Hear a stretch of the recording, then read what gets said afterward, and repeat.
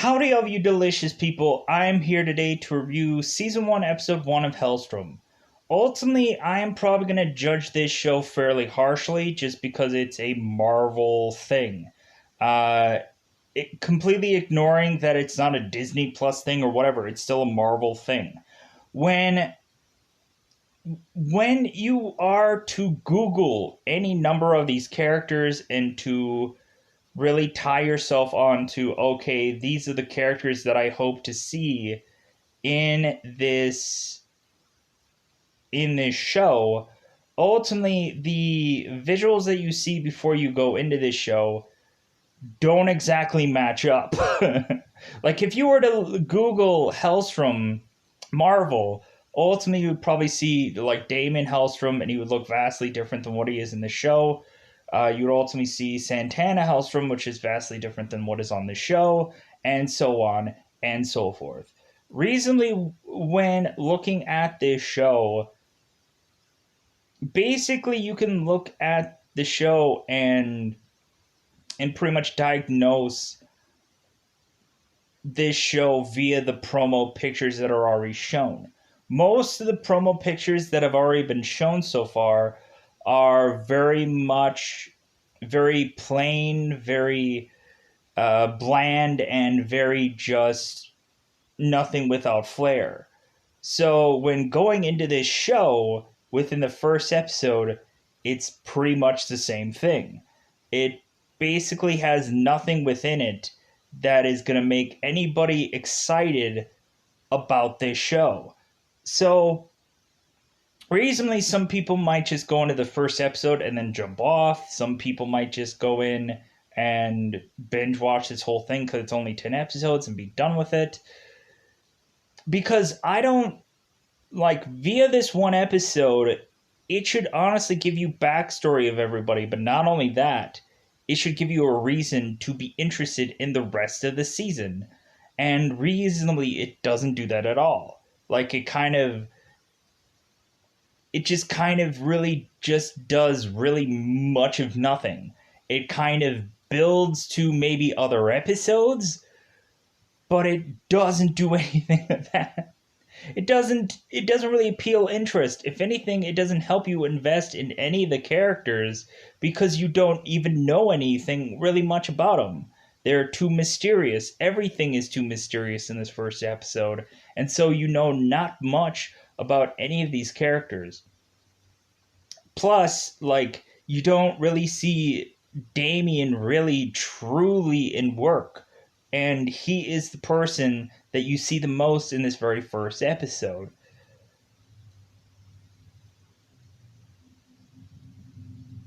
So yeah, going into this show like didn't quite make sense to me because I'm ultimately just like, where is the investment that I need to come in here for? Where is it? I'm trying to find it, and it's very difficult. It's very hard to understand why I need to keep watching past the first episode.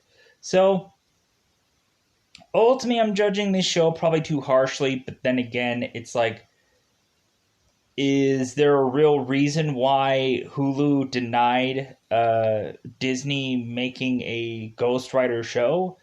Did Hulu not have the money for a Ghost Rider show?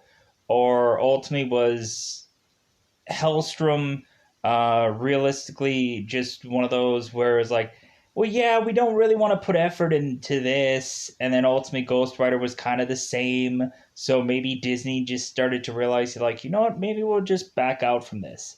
Because ultimately, like, looking at it, like, Hulu has done Runaways and now has done this Hellstrom, and I think everything that is otherwise tied Marvel wise to Hulu doesn't really seem to be all that exciting, to be brutally honest. I've seen Cloak and Dagger on Hulu. Again, Cloak and Dagger didn't wet my whistle of Marvel things of any sorts of any kind.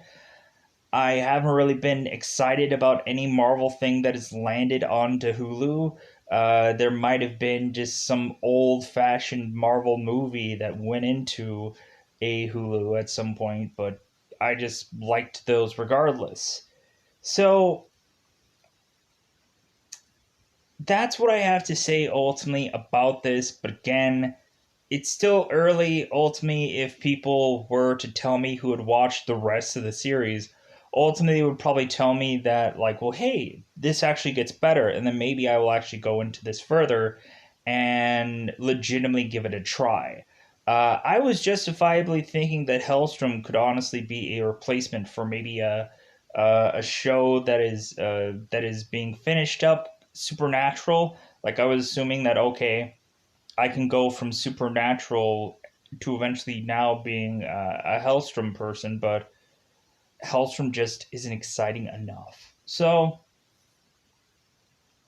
going into this show, that's all I have to say about this. It doesn't really quite feel that relevant yet, but I think I'm gonna start to like. I'm probably gonna give it through like half of the season, and eventually, ultimately, just kind of like start to chip away at these episodes, and ultimately see if there's much more appeal or feel to these episodes that can help me care about it. So we'll give another 4 episodes and ultimately see if ultimately within reviews about whether this show gets better. So because that's my real like, hey, ultimately this show might be very slow going. It might just be kind of getting the car warm before it actually even um, really revs the engine and starts to pull the car out. So that could honestly be what it ends up being, I guess. So going into this, yeah, visuals via the comic books versus visuals of this actual show. There's a lot to be desired, but otherwise, I hope that there are very much more interesting things going on here at the end of the day. So let's go out of our way to spoil this episode. Let's bust out that double five. Again, for people who are Hellstrom fans, at the end of the day, maybe they loved this show, or maybe for Hellstrom fans that ultimately read the comic books or whatever, ultimately there's probably a lot of people that might dislike this just because they're fans of this, and ultimately they understand what's going on because they read all the books, and so immediately they're probably going to go to me and like, well, you didn't read all the books, so you don't know any better. This is actually really exciting stuff. And they're like, well, I just don't know any better. So let's go into spoiler time. Spoiler time. It's about that time again to spoil this episode. So in the very beginning of this, we have it to where Gabriella, which is this nun that is ultimately calling upon Damien Hellstrom to go to this home that is ultimately having a possessed child within it. So we ultimately have Damien that arrives and ultimately is calling up the people that sent him and immediately tell him, yeah, you sent the nun in training here again. And so immediately, like, Damien is just kind of very, like, short fuse, very much just like a person that kind of really gives no F's until somebody is trying to warm him up to be, like, much more, like, hey, maybe you should be nicer to this person. And so then he realizes, well, yeah, I guess I should. So Damien at first kind of goes into this house and ultimately is immediately like in his mind thinking like, I'm hoping this isn't going to waste my time. Immediately the parents are kind of asking him ultimately if he needs anything, and all that Damien really needs is just to go to the bathroom. So we have to where like reasonably Gabriella is convincing the parents that it's like, hey, yeah, this guy isn't an actual priest now, but like he still works with us all the time to do exorcisms and stuff along those lines. So it's all okay. So Damien ends up going and seeking the possessed child, the possessed of the child. And so ultimately, he goes in the room, ultimately sees that, like, in the back of him, it's like burn in hell or burn it down or something like that. So ultimately, he's just like, yeah, okay, sure. So ultimately, Damien, like, is ultimately trying to channel the possessed uh possessed demon. Uh he's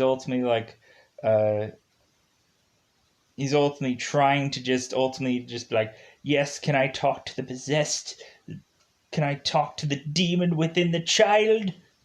And so immediately we have this child that is ultimately talking in Latin. And so ultimately Damien is like, oh yeah, Latin, that seems like a old tone of phrase and this and that. So Damien starts talking to him in Latin. It seems like the kid is responding to everything. And so then eventually the kid comes from out under the bed and is supposedly very much trying to trying very much to make it to where Damien is scared of him. And like Damien is just like okay, yeah. So yeah, all right. So the possessed demon is very much trying to rattle Damien, and he's a man that will not be rattled. So Damien just slaps this kid with some holy water. Just kind of splouts, a little splash, a little good old splash of holy water, and the kid immediately is like and he starts falling over, and so then we have it to where Damien is just like, oh yeah, like yeah, that holy water, like man, you know what? Just to give you a little background. Hey, yeah.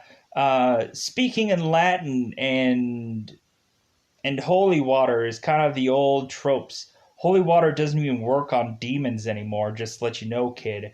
Like if anything, you're kind of an a hole, and maybe you should go down to your parents and tell them that that you faked this whole thing, because ultimately Damien easily realizes that this kid was faking this entire time, and so reasonably that's the real reason he was not giving a single F. And so it ends up that the kid is kind of ticked off that he was called out about this, and so eventually the kid gets angry, and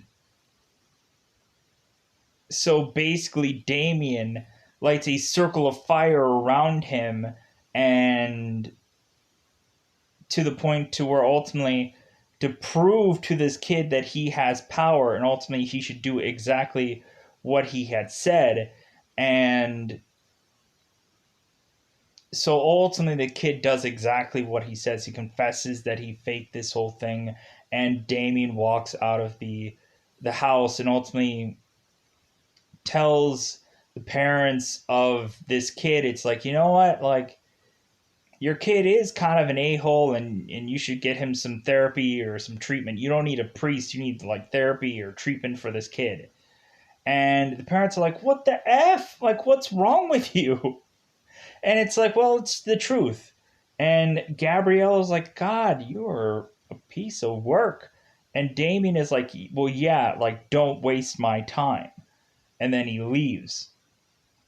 So we ultimately find out that Damien is a professor at some college. So, like, at some kind of point in time, like, you could kind of break down Damien as like a quasi like Indiana Jones, that instead of going and doing archaeology, this guy does spirituality or whatever you want to call it, exorcism-ish like things, if there's a legitimate case. So ultimately we have it to where like a very uneventful opening of this show, which I thought was kind of just dumb, because it's like if you're gonna show us something show us something exciting, like riveting about the like uh first good portion about this show, but instead they do it as a pranking like thing where ultimately Damien is like, no, this kid is a liar and a sham and a prank. So ultimately, going into this, we ultimately have it to where we find out that Gabriella is a nun that is ultimately kind of like a Watcher-esh like character of Damien, because ultimately it seems like the priesthood, or it seems like the people that are kind of um very much funding Damien's endeavors really don't trust him all that well. And probably for one another of good reason, because ultimately it seems like he has a a birthmark on his chest that he has to consistently get tattooed, and every single time this birthmark, evidently when he uses his power, evidently his birthmark, I think from the comic books, his birthmark lights up, and ultimately might burn his chest, ultimately making it so that he cannot consistently get the tattoo of this symbol to stay, which ultimately they talk about that in the episode. So we ultimately not only have Damien Helstrom, but then we also focus in on a character called Satana or Santana. Ultimately, this person is kind of like a much more higher end esh like uh, person, quasi like Damien. And what she ends up doing is she's on a much higher scale than Damien is. And so really what we find out is Santana is a succubus. And ultimately she goes into like high end bidding wars for very high end artifacts and stuff like that, and she eventually goats certain guys that she does research on to eventually meet them and then suck the life out of them, because ultimately what ends up happening is that she has her eyes on one guy, and because ultimately her seemingly her protege, which is Chris Yen, ultimately is setting up for her to eventually just suck the life out of somebody. And so she ends up, after this guy bids on this item, she ends up going to meet him, and ultimately it seems like at first that they're going to be maybe lovers, or that she's fascinated by him, or this and that. But instead, she ends up telling him ultimately her master plan, that she this entire time has been putting this bidding thing together, and to try to snare him to come to her auction, so ultimately she can get to him. Because ultimately what she knows about him is that he is a person that has multiple times choked women to watch the light go out within them. And so her purpose is to ultimately suck the life out of him to see his lights go out as well. And so she ends up doing that, and then ultimately telling him, hey, like try not to hit the ground too hard when you fall or something like that. And of course, he does um, fall off the building, and then ultimately Chris Yen has to go and collect this body later on. Ultimately, eventually later on, we have Santana and Chris Yen kind of talking about business as usual and kind of concluding their stuff for the day. Santana could not give a single F about any kind of the business stuff. Like, that's what she pays Chris for. And so, reasonably, she talks to him for a little bit and then she eventually just leaves. Because Chris is just kind of moaning and groaning about how difficult his job is and how he had to go and collect this body that she sucked the life out of. So we end up eventually having it to where the main thing about this show is that we ultimately have it to where there is uh, a insane asylum or a crazy house or whatever you want to call it. I'll call it an insane asylum. We ultimately have it to find out that the owner of said insane asylum ultimately is realizing that it seems that someone had killed someone and then escaped. Because ultimately we have it to where the the person that is very much the the owner of this said asylum, that it doesn't really seem like she has actually a character name. She's just a person that is just there. It doesn't seem like she has a name yet. And so immediately she is realizing that one of her staff was killed in this asylum and shoved into a janitor's room. And so immediately she is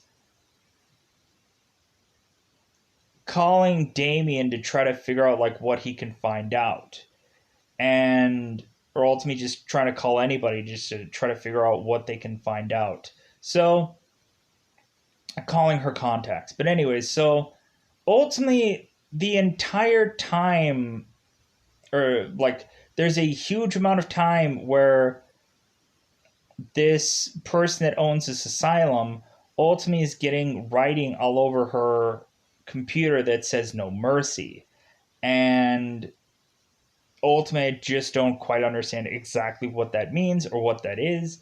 But I think that is actually a reference to what is actually Victoria Helstrom, which will actually be in in this asylum, who ultimately we find out Damien goes in to speak with her, and it is, of course, his mother.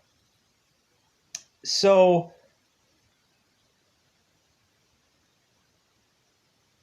ultimately, Damien goes to see his mother, who is actually possessed by some demon. But if anything, Damien doesn't quite have the ability or the power enough to actually take this demon within out of her, and so ultimately she is just left for eventually Victoria's body to just give up or give out or just give in 100% to this demon, because what is ever actually left of Victoria is slowly but surely fading away within this demon possessed like body. So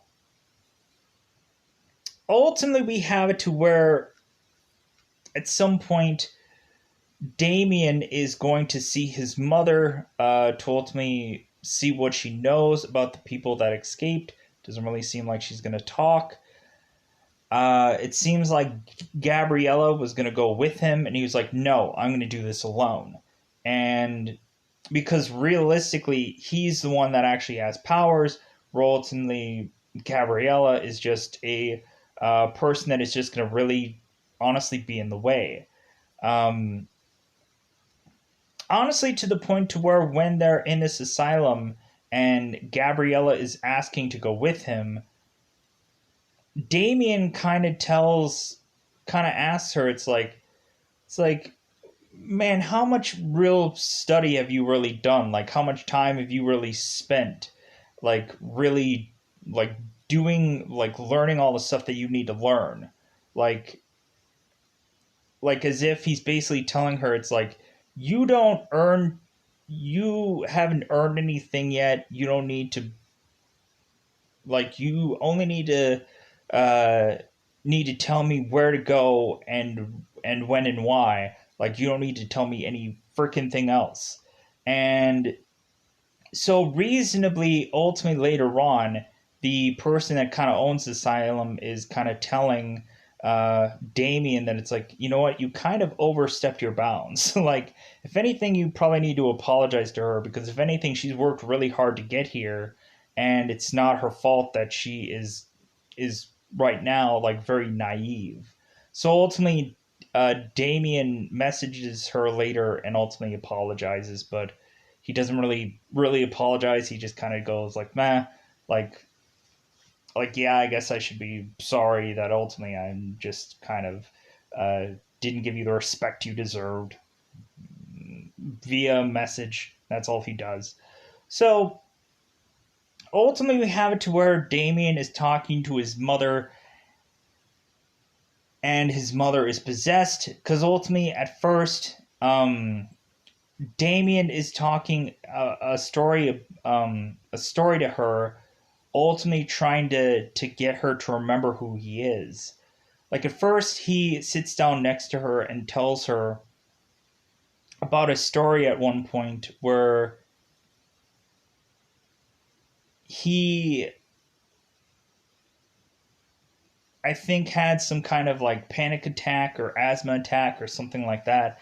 And ultimately, his mother put his legs in between his chest and told him at one moment, like, that this would pass. So ultimately, we have it to where his mother, like, kind of wakes up from this just laying around, ultimately just to tell him that he was really just a burden for her or something like that, like something to really try as much as possible to try to like offend him. And because reasonably it's not actually his mother talking, it's the demon inside. So reasonably the demon just kind of pushes him against this wall, but reasonably there is not much that kind of goes on between these two, because ultimately the Damien can't really hurt his, like, he can't use his powers against his mother because it would only just hurt his mother, not really the demon. And ultimately when they're together, the demon reminds him of that ultimately every time you're going to try to hurt me, you're only going to hurt your mother. So ultimately, it's just kind of a waste of time for you to try to combat me. So we ultimately have it to where Damien notices a sigil or symbol on her wall, and we find out later that ultimately the symbol means consumption, bizarrely in some weird translation. So there's not much he can get from his mother or really kind of get any real answers, so eventually he just kind of just leaves. We have it to where ultimately Caretaker, who ultimately, if you guys do not know, and I didn't realize this till backtracking a little bit later, I'm like, this guy Caretaker, ultimately who is going to Santana to ultimately ask her to look through some like tomb ash like underground grave, uh, because ultimately what had happened was, it seems like there was one security guard and two characters from the asylum that had escaped, and ultimately they went into uh, this almost Egyptian looking like coffin that was in this graveyard. And so what had happened is that this security guard, or maybe this other insane guy that was just playing as a security guard, I don't know. Ultimately, he was trying to open this coffin, and he didn't know how to open it, but the one of the insane guys smashed his head up against the coffin to have him bleed, and so he bled onto the coffin, which opened up the coffin, or which like kind of opened up these little these like spider hand esh like things around the person that was standing there, and then pushed the guy into the coffin to eventually let seemingly something out. Supposedly, what I would assume. So ultimately, here's the thing. Santana is supposedly talking to this caretaker like person. This caretaker person that ultimately is talking about these people that were supposedly like grave robbers, or people that did something wrong to his grave or opened something up. This caretaker like person is the same caretaker that was played by Sam Elliott in the Ghost Rider movie. And I'm like, God, you just got any random person off the street to be this role. You're not being true to the comic books. I guess this show doesn't really give a crap about trying to be true to the books, or like realistically it's like, oh, we could have just gotten any random characters to play these roles because who cares? No one's going to care about this project, which kind of hurts me and kind of offends me. That I'm like, you know what? Why couldn't they have gotten a character that seemed to be looking fairly true to the comic books? Like, it doesn't matter, like, skin tone, whatever. Like, that's not my thing. It just feels like there is nothing at all that, like, really resembles anything of these characters from the comic books to this show. So it just feels like, okay, we're just having a bunch of name values on things, but anything other than that, like, how would anybody realistically know that this was a Marvel tied show? Because they wouldn't be able to figure it out in this first episode, that's for sure. They would just have to stumble upon this thing and go, oh, hey, I guess this is Helsing. What is this about? Psh, I don't know. Let's go into it, because who knows what it is. It doesn't really seem like there's any kind of real excitement going into this show. But anyways, Santana goes into examine this coffin, and eventually pulls out the head of this person. So eventually, seemingly, Santana tries to touch the skull of this thing, and eventually there is an eye that pops out of some hole out of the skull, and that kind of freaks her out. But ultimately, she's just like, okay, like, what's up with this skull? And so recently, at some point, Gabriella is talking to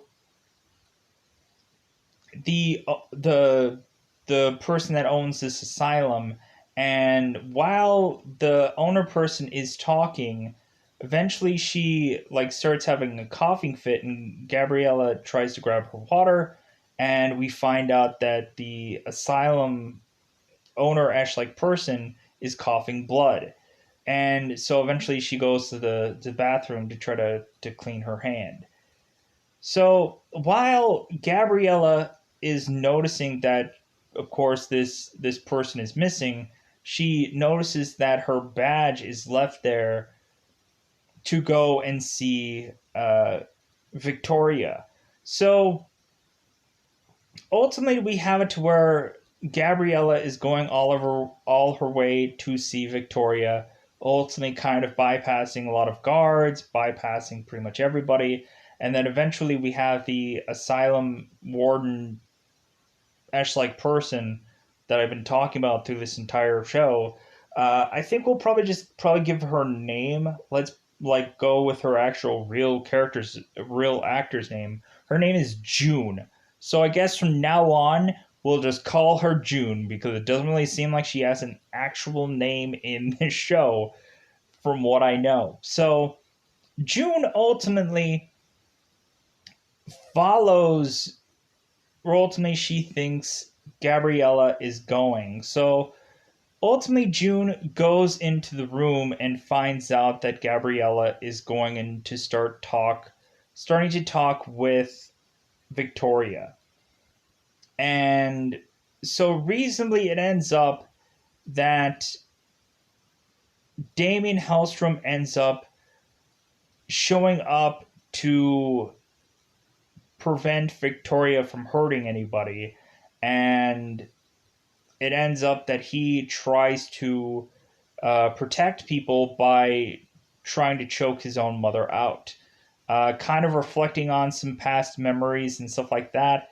Uh, it seems like also it seems like there's a lot of flashbacks going on here that right now I just don't quite understand.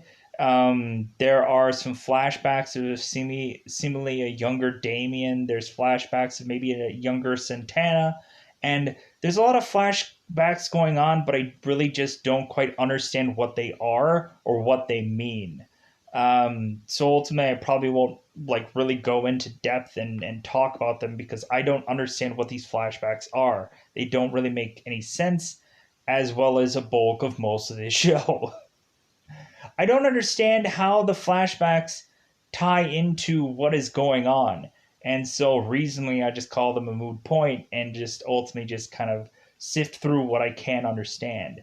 So we ultimately have June who asks Damien how did he know this was going on or that he needed to be here, and Damien ultimately said I didn't. And so it was just coincidence that he just so happened to be there to protect um, Gabriella and also June from Victoria, that who knows what she could have actually done. So reasonably we have it to where Damien eventually leaves and he is ending up being reintroduced to Zantana, that is ultimately asking, is the bitch dead yet? So ultimately, it seems that reasonably Santana is not given, especially when going through maybe a Google and checking out Santana, it doesn't seem like she actually has a legitimate last name within this show, but ultimately, we know full well that this is Santana Helstrom. And so ultimately, it's going to either be a maybe a step brother sister dynamic, or ultimately it might just be a like I'm assuming it's like a step brother and sister like thing is what I'm assuming, but I could be wrong. Uh, Knowing full well, basically, you don't even really know Santana's name for a bulk of this show. Uh, it doesn't really cementingly come up that Santana is otherwise tied to Damien, but it seems like there are references of a like ultimate. Wait a minute, I think ultimately like Damien does kind of mention that ultimately his sister had left him and kind of gone off on her own. So I think there might have just been one case that had probably pushed Santana over the edge and kind of broke them up. And so maybe with this case of Victoria very much coming back into the fold is pushing Santana to be back within her back with her brother to ultimately dare say kind of put the band back together.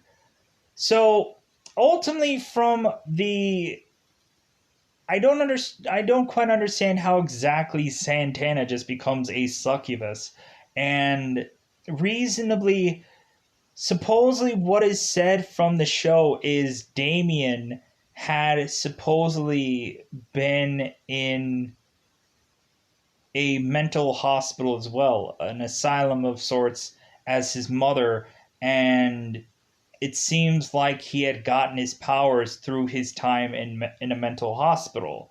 And so I guess recently his powers started to emerge, maybe through puberty or something like that. So maybe uh,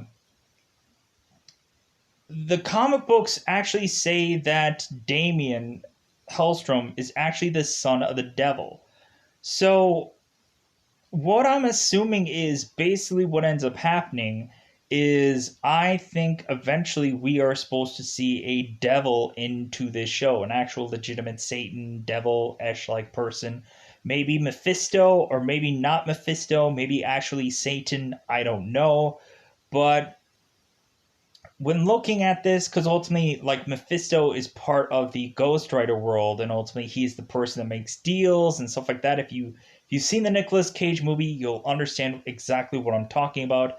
Uh, Mephisto is actually uh, the Fonda character that ultimately was from Easy Rider, and ultimately was, of course, the guy that was telling Johnny that, like, sealing the deal and everything like that. So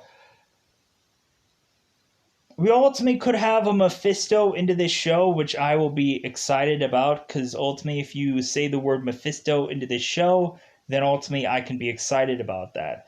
I don't want Satan to show up in the show. I'd rather have Mephisto, because Mephisto is actually the Satan of the Marvel Universe. So I want Mephisto in this show, and I would be completely fine with that. I would like to actually hope that Mephisto is actually the son of, or the father of Damien.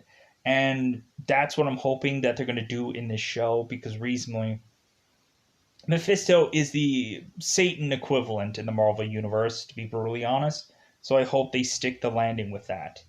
So,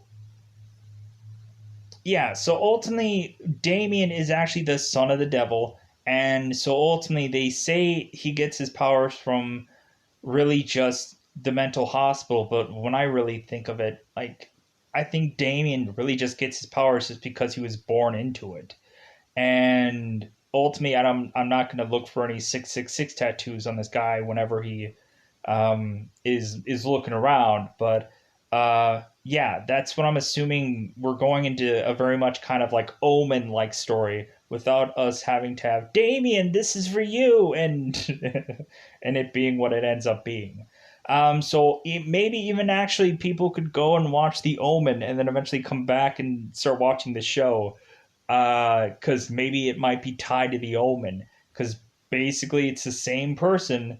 So at the end of the day, that's all I want to say about the show. Ultimately, it's me doing a very long-winded review, but I think that's all I'm going to say for this episode, because ultimately there was a lot of stuff that was mysterious or quite possibly undefined within this review. So I'm going to get out of here. Bye, everybody. Bye, everybody.